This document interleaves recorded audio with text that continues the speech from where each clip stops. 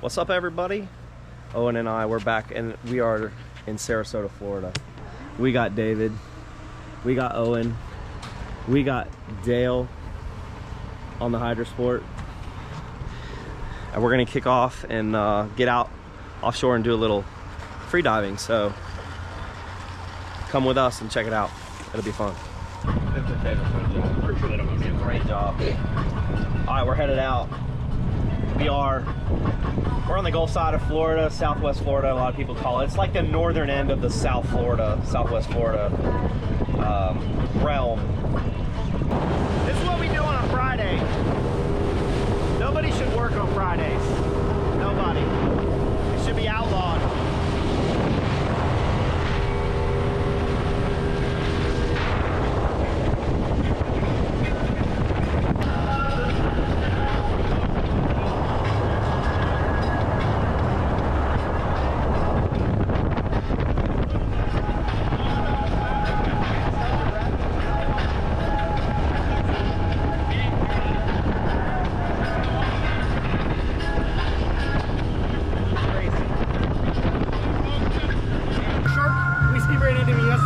His name's Stewie. He's really cool. AJ doesn't think so, but he's a cool shark. So this area has a lot of tiger sharks. Yeah, and one hammerhead, and then a couple bull sharks, but bull sharks are pretty aggressive in here. How about that orange epic right there? What? That's the same boat I got, only mine's not orange. Yeah, we've seen it in like... It's white. You have a T-top on your boat? No, I have a Bimini. I keep that.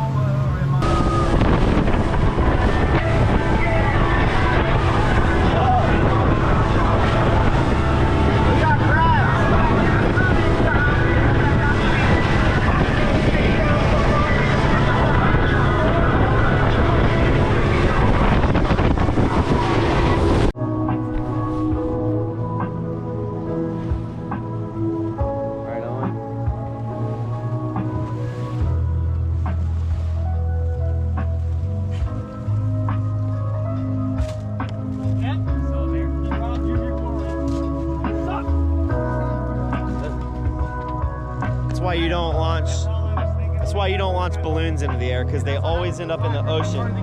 No matter where you launch them from in Florida, they will be in the ocean, guaranteed. It don't matter. So don't launch your balloons into the air, please. Thank you.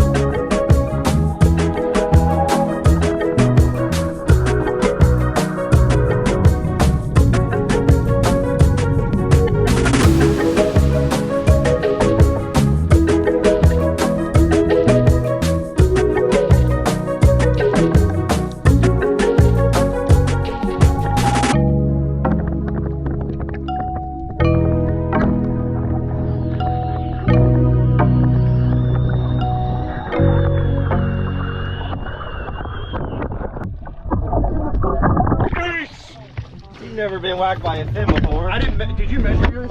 25. Really? Why? Was mine bigger? Way bigger, dude.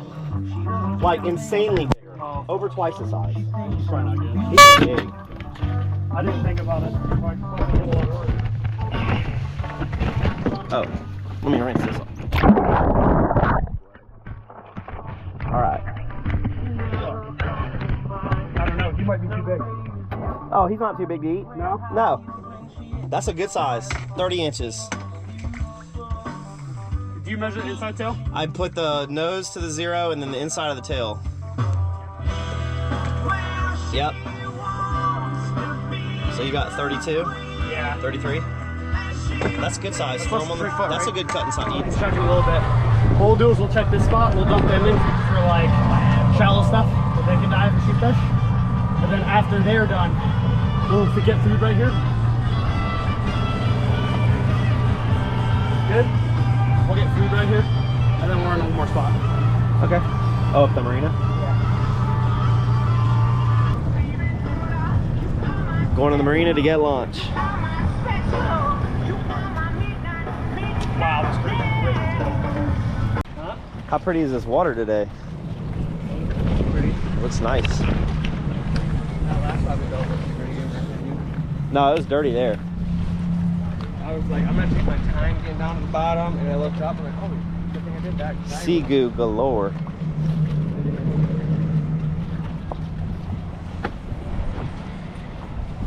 Look at all the bait. So what's really popular right now is these Johnny jigs or slow pitch jigs, and these work in like 40 feet of water or more. You let them down, you let them flutter to the bottom, and then just from the shore. Yes, because I'm staying on Lido Key, and there's people fishing right from the bridges and like little inlets and whatnot. Mm-hmm. I would do any of these Rapala or Yozuris would be good from shore like this. They kind of emulate bait fish. These are all good. A little floating lure in the first thing in the morning when the sun's coming up. These would work. These soft plastics, what you do is you just get find some jig heads. So They just got like that weighted ball on the top. yeah. Yeah. They don't have them on this wall, but they do have them. Let's see. See, I have gold light spinners. Spoons work. Gold spoons work. Yeah, gold spoon would totally work. A lot of these work really good underneath these floats.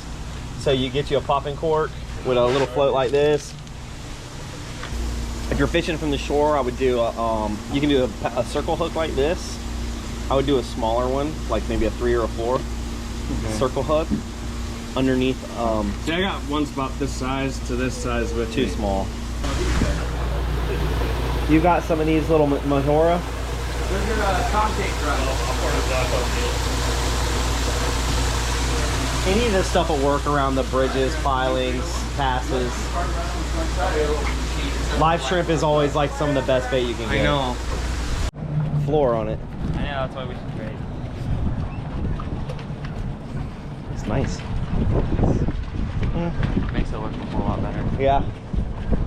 Got a nice seat. It's probably newer. I don't know. Maybe. No, it's the same. All right, guys, we are back at the dock. Dale completed our trip safely. 20-foot hydro sport. Beautiful conditions.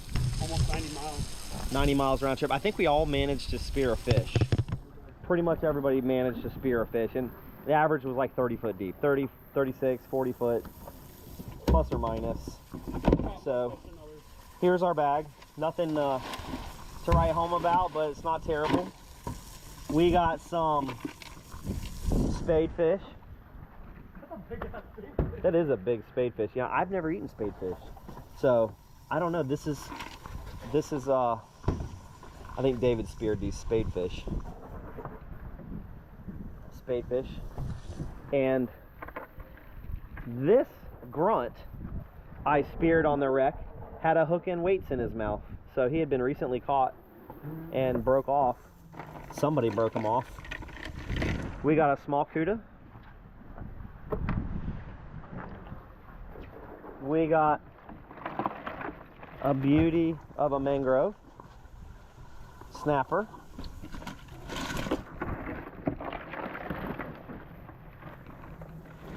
And we got another cuda. This is Dale's cuda. Oh, nope. We almost literally threw it back. Ah, that was a close one. I almost caught and released. What do we got here?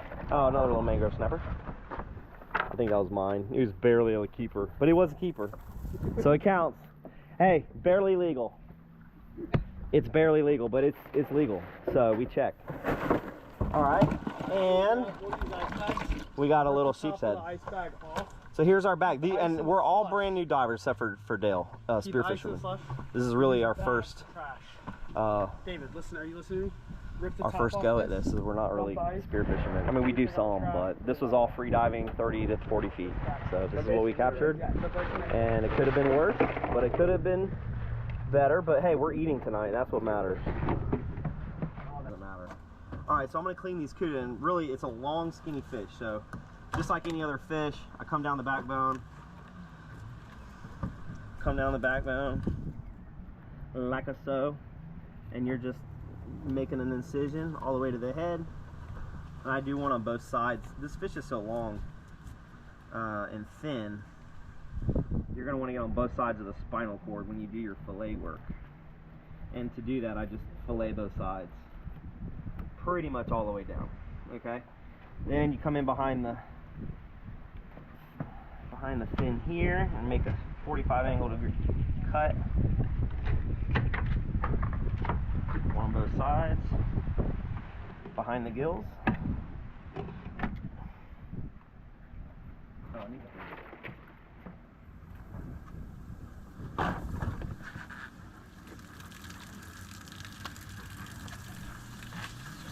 It's okay. I'm just gonna leave this right here so I can rinse.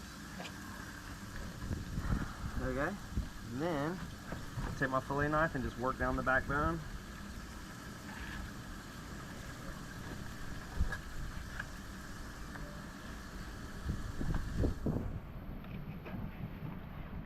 And I'm just feeling the blade along the spine is all I'm doing here.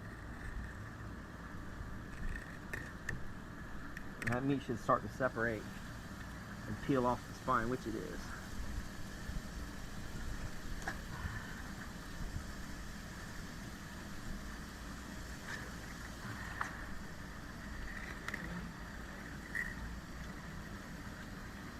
Now, a lot of people save the belly meat. I'm not a huge fan of barracuda belly meat. It's kind of fatty and it's thin and fatty. And with thin and fatty meat, it's not like tuna. It's got a real fishy taste. So the fillet is really what I'm after. So once you get the fillet off, you just basically flip it over, hold the skin on one side. You've seen this done 100 times. And you just work the blade along the skin and get all that meat off. Just gonna work it nice.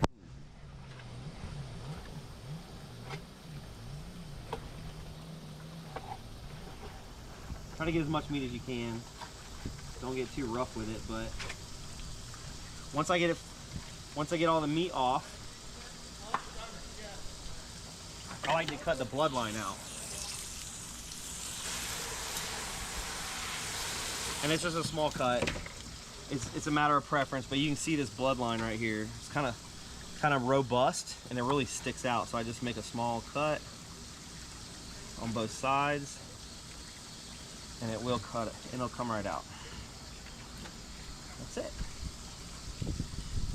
Crabs love bloodline on fish.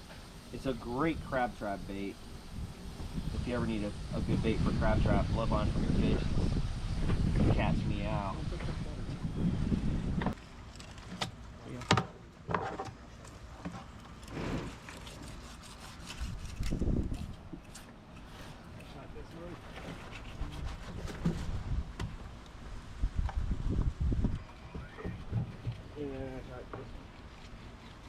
Spadefish.